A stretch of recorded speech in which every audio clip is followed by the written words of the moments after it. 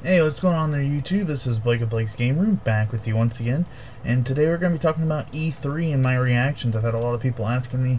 They've wanted to hear about them, so here we go. It's Saturday night, so I've had a day to digest everything that's happened. I've watched pretty much everything. I only caught part of the Microsoft one, so that one won't be as detailed as the rest. But anyway, we're going to start off here. I'm either going to make this one really long video or I'm going to break it up into 3 or 4 parts because there's 3 or 4 segments I want to talk about. We're going to start off with Nintendo, go into Microsoft, go into Sony. Then we're going to talk about some multi-platinum games, or multi-platform I should say, not multi-platinum games, Assassin's Creed, and games like that really impressed me that they're not exclusives. So, they're multi-platform, like I said. So let's just start right here off with Nintendo. They unveiled a lot more of the Wii U. However, they did not talk about their price or release date. They just said holiday season. That could be, November, December. Most likely, I'm going to guess around November, late October. But yeah, they showed off, using the Wiimotes with it. There's going to be 2 color choices this time around to start off with, a black and a white console. I think the black one looks pretty slick. Really not sure about it though. I think it's just another gimmick. And of course, that's how Nintendo makes money, is with their gimmicks. Yeah, really don't know, what I still think about it. I'd have to see a lot more gameplay. However, Pikmin 3 on the Wii U looked absolutely great. I mean, it really brought the Pikmin franchise back, in my opinion. I really liked 1. 2 kind of fell off for me, but 3, has really got me excited to play it. And with the new rock Pikmin that you can throw at this stuff. However, I didn't see any of the purple or the white guys.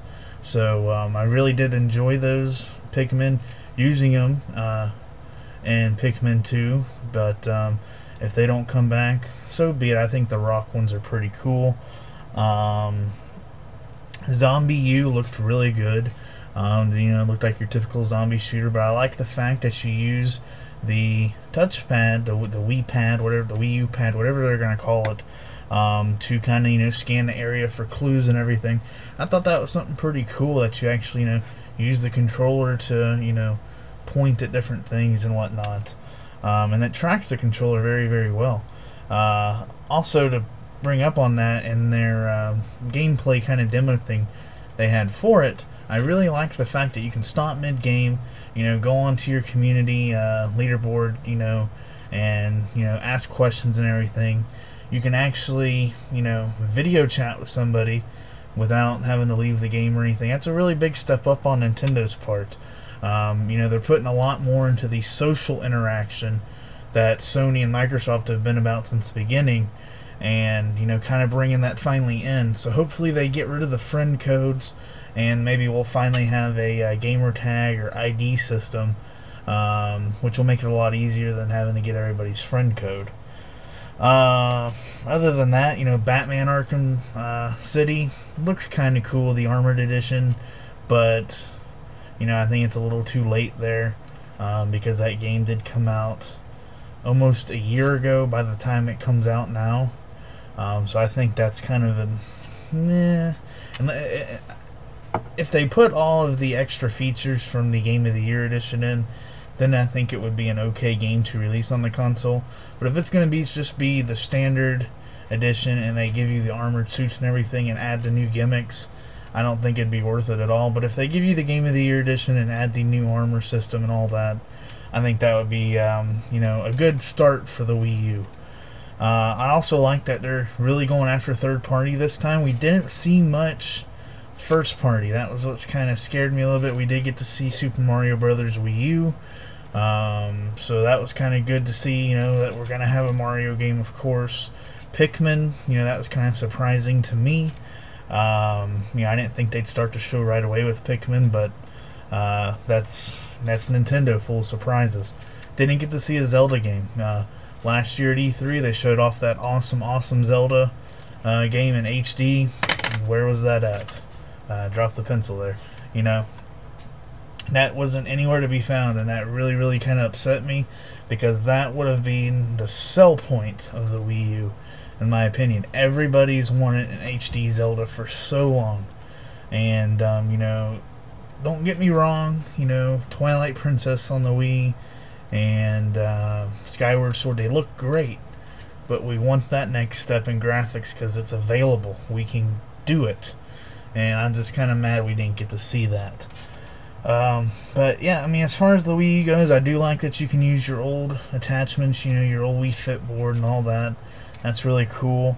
But I mean, is this really just going to be an upgraded Wii? I don't know. Is it going to have its own attachments? That's something we're not yet to see. But hopefully we'll see something soon about it. So yeah, that's my thoughts on the Wii U. I just really don't know what to think of it yet. I want to see some more first-party titles for it.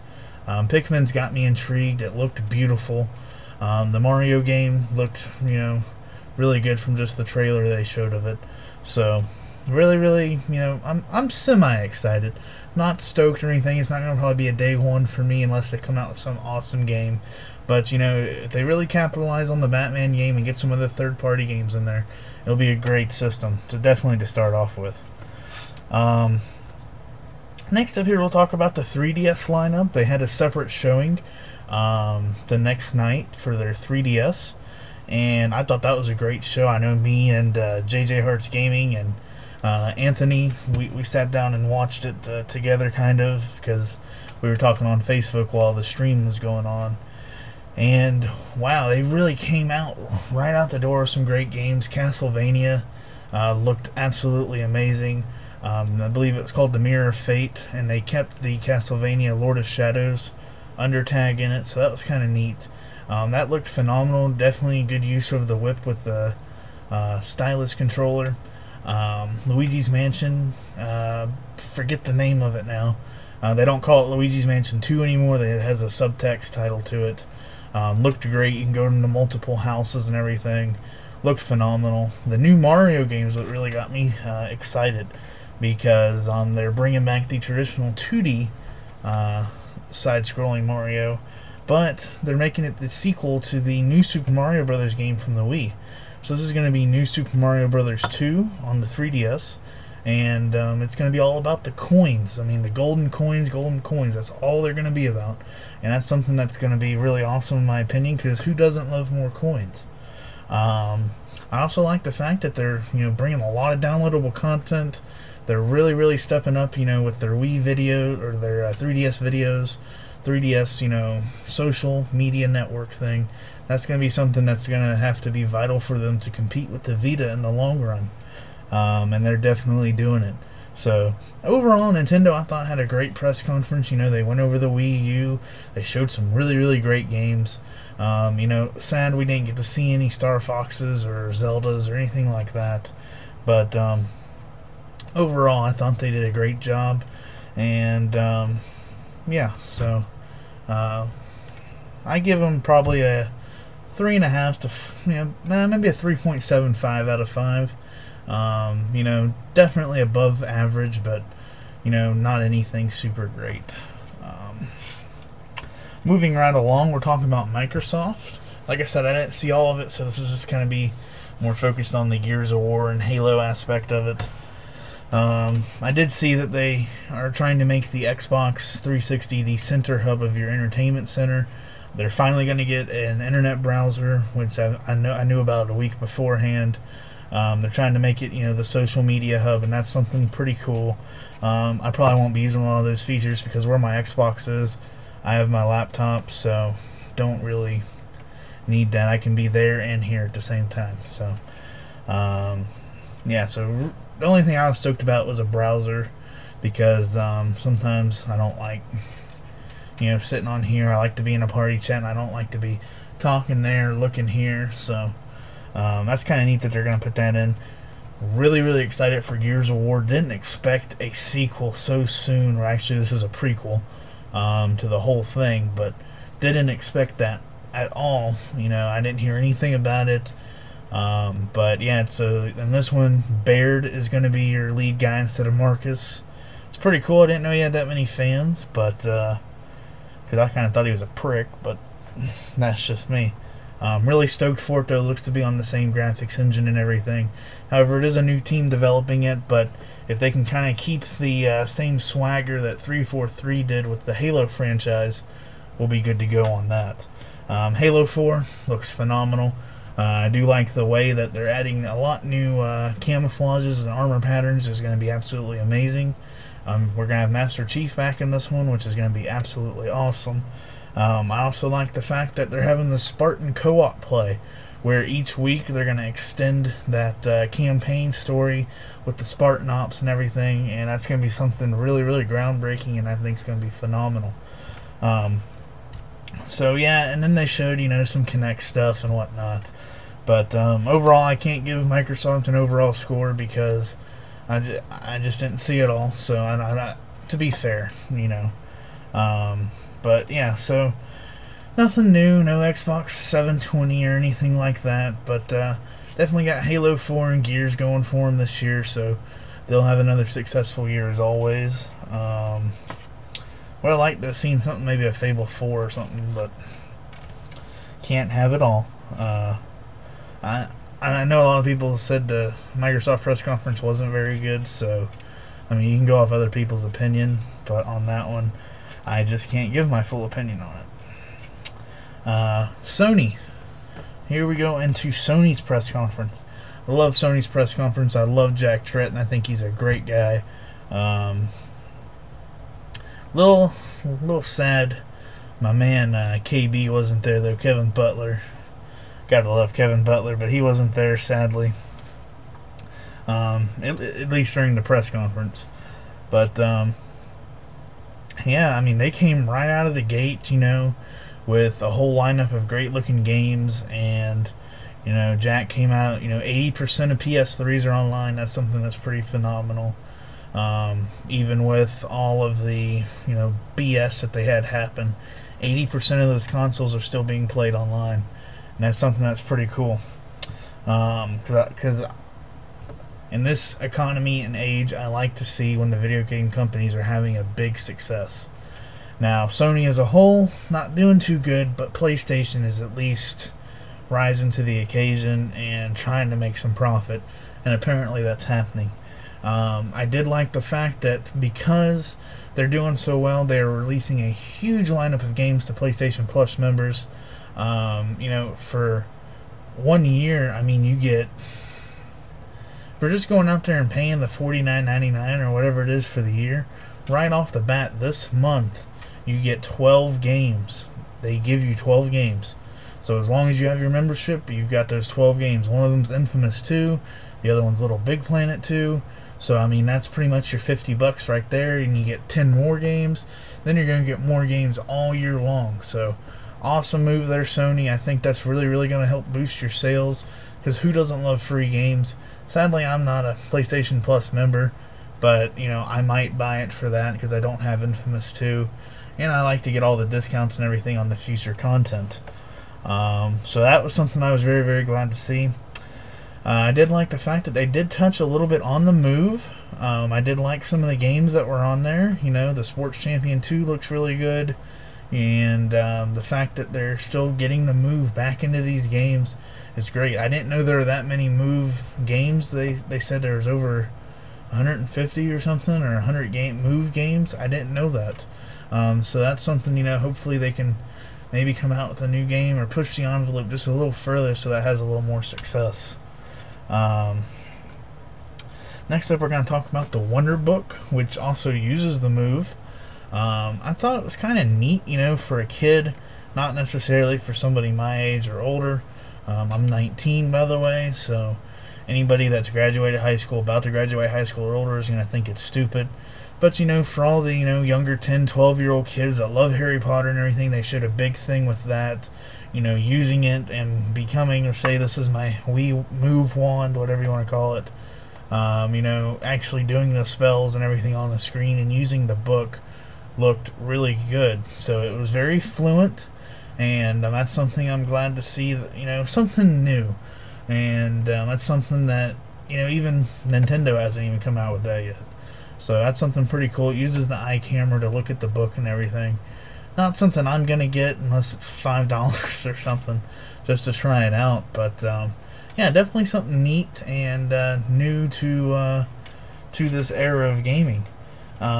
Next up, we're gonna be talking about the exclusives. The Last of Us. Everybody's raving about it. Great looking game.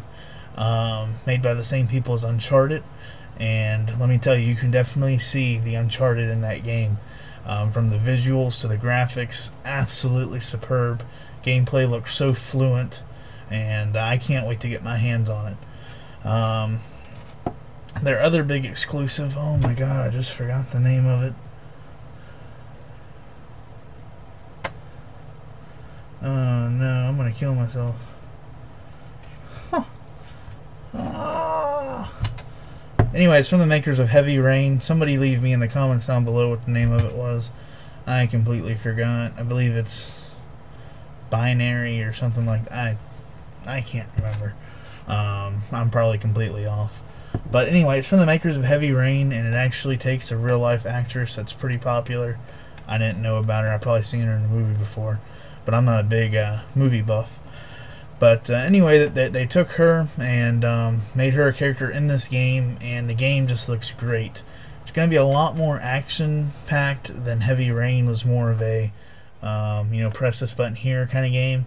More of a detective mystery game. This one's going to be a lot more action-packed, but with the same great graphics. Actually, better graphics. All voice-acted cast. Looked fantastic. So I gotta give it props to Sony. Their two exclusives definitely blew everybody else out of the water, and it gives you a reason to own a PS3. And why not? When they're only $199, you can go probably pick up a 120 gig, 160 gig now. Definitely awesome. Was hoping for a PlayStation display price drop, you know, to be talked about, or the PlayStation display in general. Sadly, nothing. But hopefully, maybe they will, you know, drop in stores here soon, because I've been wanting to pick one up. But as far as Sony goes overall, a lot of people gave them a C. I'm going to give them a B, so about a 4 out of 5. And yeah, I mean, I thought they did a great job with their games, with new technology coming out, reiterating the fact that Sony is the best, that they've been around the longest, you know, not necessarily the longest, but, you know, have had that staying power and that great exclusives that make their consoles sell. And that's why I bought a PS3. That's why all of you buy PS3s. Definitely gives you a reason to play it with these games. And I love that they can actually get these developers to make them exclusive. Because if it wasn't for that, I think Sony would have a big problem with the 360. But because of that, it really levels the playing field and makes it a lot easier for them to compete. So like I said, 4 out of 5 for Sony, 3.75 for Nintendo. Can't rate Microsoft. With this, we're going right into the last segment. Actually, I think this will be one video. It's not too long. We're going to be talking about multi-platform games. So we'll start right off with Watch Dogs. Thought that looked awesome. Kind of looked like a high-tech Grand Theft Auto game, because you can steal all the cars. You can ride around the city. Actually, more like a James Bond Grand Theft Auto with his gadgets. You know, he could walk in, knock everybody's cell phones out, turn the lights on and off, everything. That was really cool. The gunplay mechanics looked very fluent. Ubisoft did a great job there. And I just gotta say, the whole game just looked really good. You know, I just saw the, you know, the brief trailer and all, but hopefully maybe we can get some hands-on demos going. There's probably one there, but I missed it. But yeah, I mean, I'd love to try it and see if it was for me, because it was kind of a, not necessarily Gears of War style, but it was kind of third person but off-centered. And but the game looked great. Definitely probably be a pickup for me. Maybe not day one, but maybe when it gets that $20 price drop. Keep it on Ubisoft, who really stole the show at E3. Assassin's Creed 3, we've heard about it, You know, it's going to take place in America this time. Now, to be honest with you guys, I've never played an Assassin's Creed game. I only have number 1. Haven't got around to playing it yet. But this is definitely probably going to be a day 1 pickup because of how good this looks. I do have it pre-ordered at Best Buy because I really wanted the Steelbook, and I actually found the Steelbook. But yeah, so not only did this game look great, but they made the game even better with the pirate ships. That was mine. You know, didn't even expect to see that in there. And the cool thing was, it was very fluent. Move your ship, shoot the cannons, everything was fluent. It wasn't jerky or anything like that. So I think in October, is it October when it comes out? September? Somewhere around there. When it does come out, it's going to be great. And I do like they showed a little bit more of the gameplay running through the houses, because you gotta remember, folks, we're in colonial America this time. There's not a lot of tall Renaissance buildings for you to go run around on. So this time you're going through the houses, jumping into the trees, and all that. So while talking about this Assassin's Creed 3, I actually want to talk about the Assassin's Creed game coming out for the Vita. It's going to be Assassin's Creed 3 Lineage, or something with an L, I believe. And it actually is going to be a Vita combo pack, which is where they're going to release the first new color for the Vita. It's going to be a silver Vita with this exclusive Vita Assassin's Creed game where you play as a lady instead of a guy, but it's still going to take place in the same era. Going to be phenomenal. Forgot to mention that in the Sony part, so hopefully if you were just listening for the Sony, you're still watching. But looked phenomenal. The whole Assassin's Creed thing, Ubisoft is on the ball this year, so I think it's going to be great. They just had, you know, their Tom Clancy Ghost Recon Future Soldier release. Now they're having all these other great games announced. It's going to be a phenomenal year for them, and I can't wait to see what they're going to be putting out at the end of this year. And the last thing I want to talk about is the Skyrim DLC. Yeah, awesome. Who doesn't love more vampires? So in this one, you actually get to become the head of a vampire clan kind of thing, or you can go become a vampire hunter. The crossbow is introduced as a brand new weapon in this DLC, and they said there's going to be about, I think, 15 hours of extra content. So that's going to be a huge DLC, tons of side quests to go do, tons of main quests, and you actually, these vampire powers you get are awesome. I mean, you can turn into a bat and fly this way. I mean, it was just a great DLC. Definitely go watch the trailer for it, or at least the hands-on gameplay that they had, because I thought the game looked great. It's going to definitely bring a lot of Skyrim players back to wanting to play Skyrim, because there's been a big, you know, lull in new content for it. So I think Dawnbreaker is going to be a huge success for them, and you know, I can't see where it would go wrong anywhere else. They also, I believe, added a couple new werewolf things as well to it, so it's going to be, you know, your vampire werewolf DLC, and it's going to be awesome. But other than that, guys, that's been my E3, you know, recap. That's what I've seen, saw, liked about E3. Thought it was a very successful E3 this year. I didn't watch much of it on G4 TV. Watched it mostly on the Spike TV live stream. But yeah, so had my list here, what I wanted to talk about, and we've hit everything on topic. So yeah, you know, if I left anything out, ask me a question about it down below, because, you know, I either couldn't get to see everything, or I've just forgotten something I wanted to talk about, for instance the Vita. But, you know, great E3. I think all three companies did well. There's games I'm interested in for each company, and the multi-platform games this holiday season are going to be absolutely phenomenal.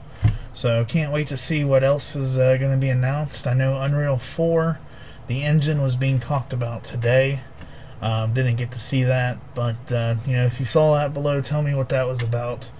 And remember to go like my page on Facebook. That's where all my exclusive photos, you know, photos of stuff I find, or updates, websites I find I think y'all should go read about, go like me on that. Follow me on Twitter if you'd like.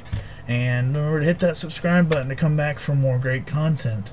So we'll see you back here next time with a Little Big Planet 2 limited edition unboxing, and more great content right after that. So until next time, YouTube, this has been Blake with Blake's Game Room.